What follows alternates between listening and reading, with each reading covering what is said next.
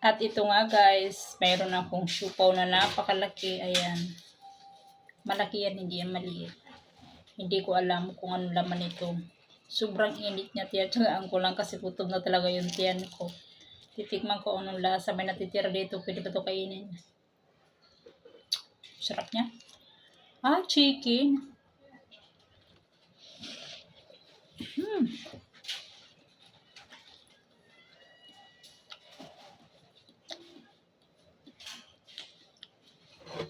Chicken tapos may egg sa loob.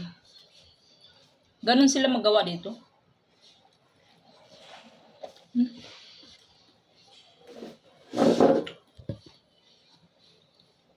So, hindi na ako magluluto ng dinner to na kakainin ko. Kapra. Binili ito ni Amo, 3. Tag-iisa kami.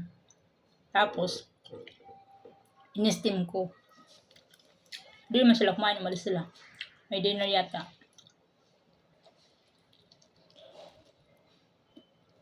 Laki yun.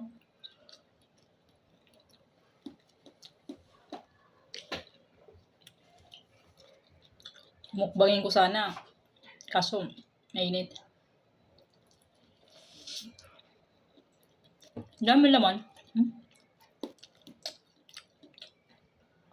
Noong panahon, ignorante ako kumain nito kasi sabi nila, ang siupaw ang laman ay pusa. Tapos nung natikman ko, doon ako tumitikim ng siupaw sa Ever. Diba sa Ever may nagbibinda ng mga siupaw sa baba. Yung masarap. Yung 40 plus yata isa nun. Iwan ko ngayon. Dami laman. Tikman ko, masarap pala. Hindi naman pala pusa. Sabi lang nila yun.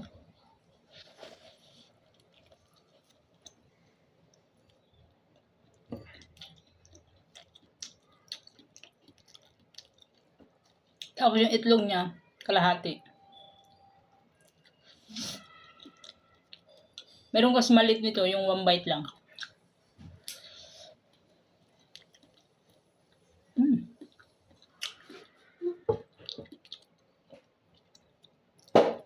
Umalis ako kanina. Hindi ako bumili ng kanin kasi ganun yung bibili ako ng kanin. Pato, manok, nasawa na ako. Hindi ako bumili.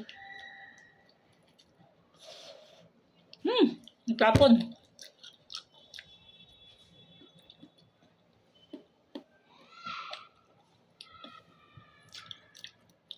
Sarap niya.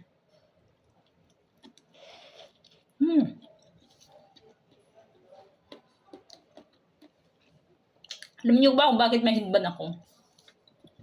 Yung buhok ko pupunta sa mukha ko, makati.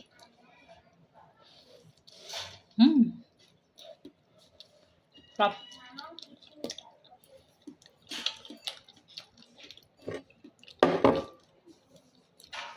Busog talaga ito, malaki ito eh.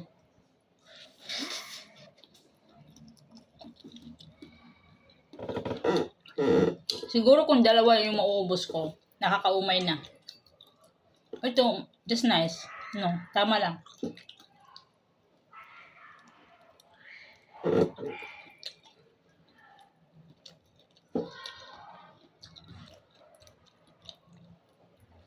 Sarap siya. Tsaka sariwa pa yung bread. Meron kasing, yung hindi kasi sariwa, ano, parang dry. Parang ganun. Ito sariwa. Sarap.